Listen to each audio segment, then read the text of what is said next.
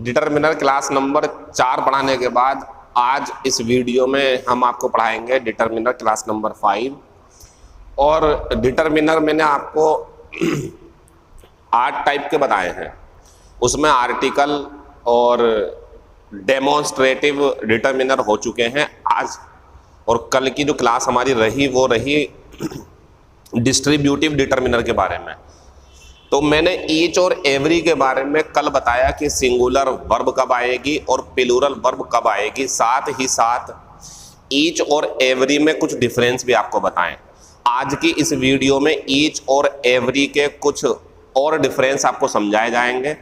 Video हमारी 10 to 15 minutes रहेगी, क्योंकि ईच और एवरी के बारे में जो बातें बाकी बची हुई हैं वो अभी ख़त्म हो जाएगी। फिर कल की क्लास हमारी रहेगी क्वांटिफायर, जिसमें ऑल, बोथ, सम और भी कुछ महत्वपूर्ण बातें आपको बताई जाएंगी। फिलहाल जो कल सिखाया गया था उसके आधार पर आंसर लें अगर हम, तो देखो ऑल भी यहाँ आ सकता है, बोथ भी यहाँ आ सकता है, लेकिन ये दोनों इससे नाराज हैं। इससे नाराज है का मतलब ये है ये प्लूरल आनी चाहिए, क्योंकि सब हो जाएंगे, दोनों हो जाएंगे तो वाज है, इसलिए ये दोनों गलत है। अच्छा, इसके साथ भी सिंगुलर वर्ब आती है, प्लूरल नाउन होता। सिंगुलर वर्ब आती है, प्लूरल नाउन होता, लेकिन यहाँ जो शब्द मुझे चाहिए वो प्रोनाउन के रूप में चाहिए, और ये प्रोनाउन नहीं बन सकता। इसका आंसर रहेगा हमारा ईच। अच्छा, वो किस कंडीशन में आएगा वो आज की क्लास है, अभी समझाएंगे आपको। फिलहाल ऊपर वाले का आंसर ईच रहेगा। क्वेश्चन नंबर दूसरा, ये हेल्पिंग वर्ब है और हमें सब्जेक्ट बनाना है सिंगल। प्रोनाउन बन सकता, डिटरमिनर जो सिंगल डिटरमिनर का काम करता एवरी नहीं बन पाएगा, क्योंकि यहाँ नाउन नहीं है। नाउन होता तो फिर दोनों आ जाते, लेकिन नाउन नहीं है तो ईच आएगा। फिर एवरी वुमेन, ठीक है, एंड एवरी मैन।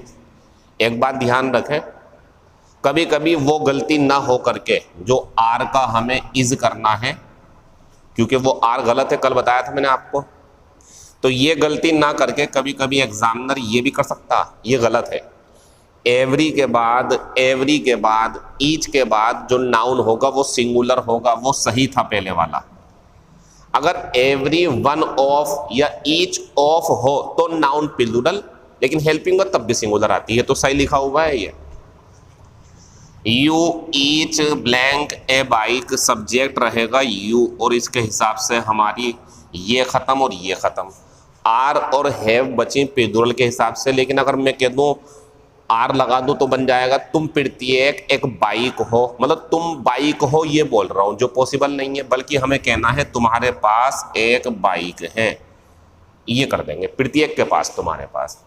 फिर ईच ऑफ यू, अब सब्जेक्ट हमारा ये रहेगा, तो ये ख़त्म और ये ख़त्म। आंसर आएगा हैज़, और ये भी ख़त्म, क्योंकि तुम में से प्रत्येक के पास एक बाइक है। ये कल की बात रही। आज की क्लास आगे देखते हैं अब हम होना क्या है इसके अंदर।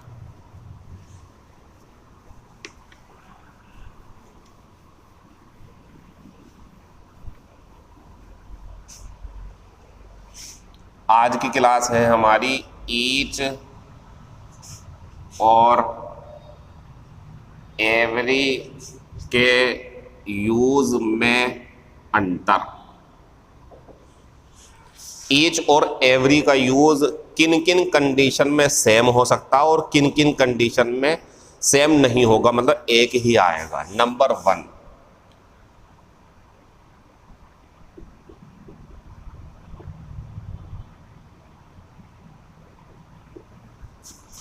जब आपको लगे आपके सेंटेंस में दो नाउन की बात चल रही है, मतलब दो नाउन दो प्रोनाउन की बात चल रही, उनमें से प्रत्येक बोलना, तो ध्यान रखना ईच आता है, एवरी नहीं आता है। जैसे अगर मैं कहूँ एग्जाम्पल के रूप में, तो both of you are very dear to me, तुम दोनों मेरे लिए बहुत प्यारे हो। I will give a book I will give a book. अब यहां अगर मुझे करना हो तो ऑप्शन है मेरे पास में ईच और एवरी। तो इसके बारे में आप ना सोचें, क्योंकि ये जो हम किताब देंगे अब इन दोनों को देनी है, तो इन दोनों के लिए क्या आएगा हमारा ईच। तो तुम दोनों मुझे बहुत प्यारे हो और मैं दोनों को प्रत्येक को एक एक किताब दूंगा, यह आंसर है ईच इसका। अगर ये ऐसे ना हो करके ऐसे भी हो जाए, सही था वो। अब मान लो ये हो जाए she was wearing A watch. वह एक घड़ी पहन रही थी ऑन एवरी रिस्ट। रिस्ट आप जानते हैं कलाई, और कलाई जो है ये दो हाथ हैं, दो ही कलाई होंगी, दो आंखें दो कान, ध्यान रखें, दो कान दो आंखें, दो रिस्ट दो हाथ, दो एंकल। एंकल मीन्स जो जहां आप एंकलेट पहनते हैं, पाजेब पहनते हैं, जहां नीचे वाला हिस्सा जो होता है पैर का, वो दो टांगे। तो जो हमारे शरीर के दो अंग हैं उनके लिए इसकी जरूरत नहीं है, बल्कि किसकी है, इसके आएगी। अगर मैं यही कर दूं एवरी या शी वाज वियरिंग एंकलेट्स पाजेब, ऑन एवरी एंकल गलत होगा, ऑन ईच एंकल होगा। तो दो की बात जब आपको लगे दो की बात चल रही है तो ईच को प्रीफर करना, एवरी को काट देना गलत होता है एवरी वहां पर। एग्जाम्पल के रूप में अगर ये करा जाए ब्लैंक और ऑफ द टू बॉयज, अगर ये करा जाए blank of the two boys is, और कुछ भी ऐसा करके आगे कुछ सेंटेंस बना दूं मैं, और यहां ऑप्शन है मेरे पास में ईच और एवरी वन, तो ईच ही आंसर आएगा, एवरी के रूप में नहीं आएगा, क्योंकि कितने लोग हैं यहां, दो। तो जब आपके सेंटेंस में संख्या दो तक निर्धारित कर दी गई हो तो आप ईच को प्रीफर करें, एवरी को आप नहीं करेंगे। फिर दो से ज्यादा हो अगर, जैसे ऑल ऑफ यू, तुम सब, ऑल में दो से ज्यादा होते, ध्यान रखना, दो होते तो बोथ आता, ये भी ध्यान रखने की बात है। कोई अगर पूछे ऑल के अंदर नंबर बताने हैं कितने हैं, तो दो से ज्यादा होंगे, 3 4 5 10 1000 करोड़, दो से ज्यादा, दो होंगे तो बोथ होगा। अब all of you are very dear to me, तुम सब मेरे लिए बहुत प्यारे हो, मैं तुम सबको, तो अब यहाँ आप एवरी का यूज भी कर सकते हो। दो से ज्यादा होंगे तो ईच का यूज भी कर सकते हैं और एवरी का यूज भी कर सकते हैं। एक कंडीशन आपको कल बता दी गई थी, अगर अकेला शब्द यूज करना, नाउन नहीं है, तो भाई फिर दो हो, तीन हो, पांच हो, कितने भी हो, ईच आएगा। जब आपको, जैसे वो भी बताऊंगा मैं आपको अभी, मतलब वही है जब नाउन ना दिया हो, सिर्फ अकेला एक प्रोनाउन लगाना है, तो प्रोनाउन क्या होता है हमारा, ये होता। तो जब हमें दो दिए हो तो ईच आएगा, प्रोनाउन दिया हो तो ईच आएगा, दो से ज्यादा है, नाउन दिया हुआ है, तो फिर एवरी भी आ जाएगा और ईच भी आ जाएगा। तो अगर मैं आपसे कहूं कि दो के लिए क्या आएगा, तो ईच एवरी नहीं आएगा, और मैं आपसे कहूं सिर्फ प्रोनाउन चाहिए, नाउन है ही नहीं, तो भी ईच आएगा, एवरी नहीं आएगा। तीसरी बात, दो से ज्यादा है और नाउन दिया हुआ है, उसके पहले लगाना है, तो सुने ईच भी आ जाएगा और एवरी भी आ जाएगा।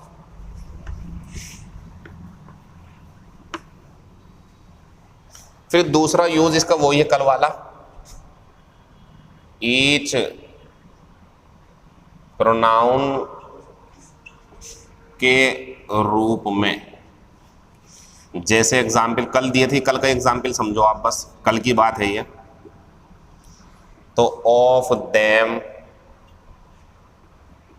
ऑफ स्टूडेंट्स या ऑफ द बॉयज, स्टूडेंट्स भी कर सकता था मैं, या जो है हैज, या आई विल पे 5 रुपीज।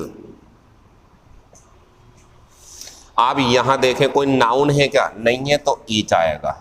यहां भी नाउन नहीं है, ईच आएगा। यहाँ कोई नाउन नहीं है, ईच आएगा। और यहाँ भी बाद में देखना, बाद में कोई नाउन नहीं है तो फिर क्या आएगा, ईच। तो बच्चों जब नाउन मौजूद नहीं हो, सिर्फ अकेला शब्द चाहिए प्रत्येक के रूप में, तो ईच को यूज करेंगे आप। फिर आता सर उसका यूज कैसे होगा, एवरी का। तो वो देखें आप इधर, ये सब सही थे। अब इनमें अगर ये कर दिया जाए,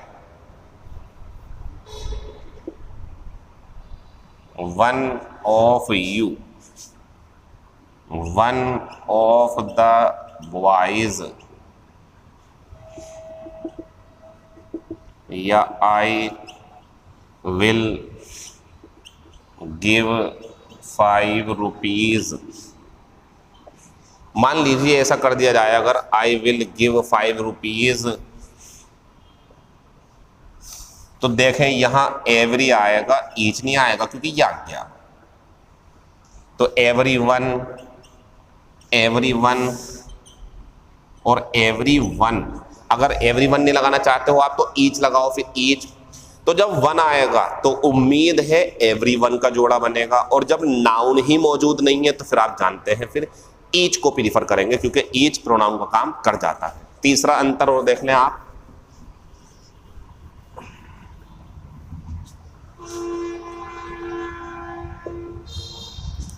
ये 3 एडवर्ब ध्यान रखना आप, प्रैक्टिकली, नियरली और ऑलमोस्ट। बच्चों जब ये एडवर्ब मिले आपको तो इसके साथ यहां ईच का यूज नहीं करेंगे, बल्कि आप करेंगे एवरी का use. Example, almost each candidate, almost each candidate was present, लगभग सभी कैंडिडेट, प्रत्येक कैंडिडेट मौजूद था। इसे काट दो आप, इसमें करो एवरी, किसकी वजह से, इफ की वजह से।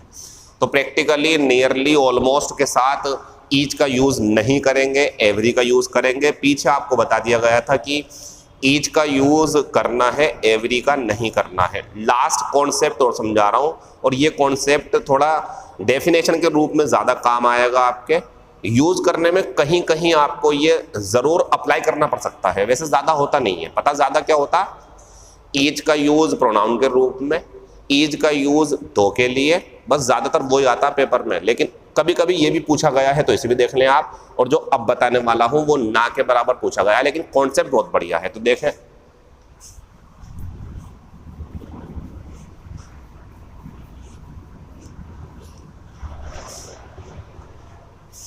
बस एक एग्जाम्पल और देख लो, फिर मैं बंद कर दूंगा इसे। Student is doing the same task, student is doing the different task. देखो जब किसी क्लास में या किसी खिलाड़ी की जो टीम होती है उसके अंदर, मतलब कलेक्टिव नाउन में, जब आपको ये दिखाना हो कि सभी लोग एक ही तरीके के काम में लगे हुए हैं, एक ही तरीके का काम है, प्रत्येक खिलाड़ी बैटिंग कर रहा है, प्रत्येक खिलाड़ी सेम स्कोर पर है, प्रत्येक खिलाड़ी ने 2 विकेट लिए, तो सेम अगर दिखाना है आपको तो आपको एवरी पर जाना होगा, और अगर डिफरेंट दिखाना है अलग अलग तो आपको ईच पर जाना होगा। यानी कि ऊपर वाले का आंसर आएगा एवरी स्टूडेंट, और नीचे वाले का आएगा ईच, किसकी वजह से, डिफरेंट, और किसकी वजह से, सेम की वजह से। तो जब आपको लगे कोई समूह है, उसके अंदर छात्र, लड़का लड़की, खिलाड़ी सेम टास्क में लगे हुए हैं, तो एवरी को प्रीफर करेंगे, क्योंकि इसे कलेक्टिव रूप से माना जाता है कि ये सामूहिक रूप से काम करता, तो एवरी। और जब बंटवारा करना हो तो ईच आता है। इसलिए हुआ ऐसा, जब भी कभी आपको लगे 10 लोग मौजूद हैं और 10 लोगों में से आपको प्रत्येक को एक एक पेंसिल देनी है, तो एवरी नहीं आएगा, ईच आएगा। यानी कि आप वहां जो पेंसिल देने जा रहे हो वो कैसे दे रहे हो, ईच स्टूडेंट। तो जब अलग अलग बंटना हो तो ईच, और अगर एक ही हो सामूहिक रूप से सेम तो फिर एवरी पर जाएंगे। ये लास्ट वाला कॉन्सेप्ट कभी पेपर में आया नहीं है, पेपर में सबसे ज्यादा आया प्रोनाउन वाला, कि जब नाउन नहीं होगा तो ईच को प्रीफर करेंगे, और दो संख्या वाला भी बहुत ज्यादा पूछा गया। लास्ट के दोनों पूछे नहीं गए कभी, लेकिन हमें समझाने थे क्योंकि ये हमारी ड्यूटी है।